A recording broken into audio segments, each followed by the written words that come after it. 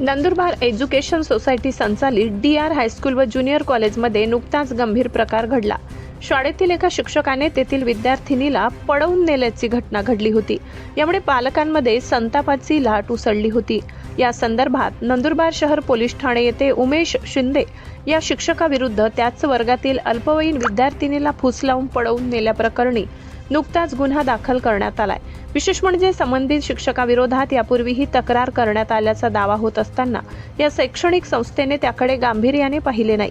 तक्रारीनंतरही कारवाई झाली नसल्यास हे केवळ दुर्लक्ष नसून अक्षम्य हलगर्जीपणाचे उदाहरण असल्याची प्रतिक्रिया उमटत आहे। फक्त एका शिक्षकावर गुन्हा दाखल करून जबाबदारी संपत नाही।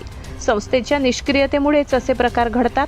त्यामुळे नंदुरबार एज्युकेशन सोसायटी तसेच तिच्या कार्यकारी मंडळावरही गुन्हा दाखल करावा अशी मागणी शिवसेना उबाठा गटाकडून करण्यात आली आहे। दरम्यान या संदर्भात जिल्हाधिकारी कार्यालय येथे शिवसैनिकांकडून संस्था व शिक्षकाविरुद्ध निदर्शने करण्यात आली।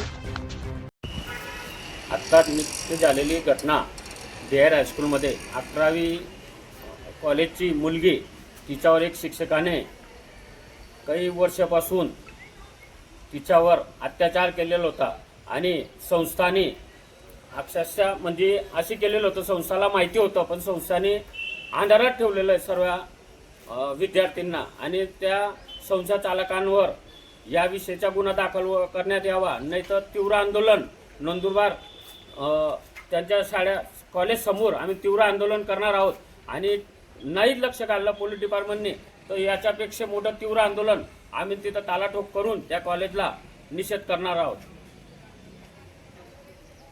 आपले जे शिक्षण मंत्री आहेत दादा भुसे यांनाही आम्ही पत्रक दिलेलं आहे, यांनी त्या कॉलेजावर कारवाई करण्यात यावी आणि शिक्षण मंत्रीने बी लक्ष नाही घाललं तर शिक्षण मंत्रीला बी नंदुरबार दौरा आम्ही फिरू देणार नाही नंदुरबारमध्ये।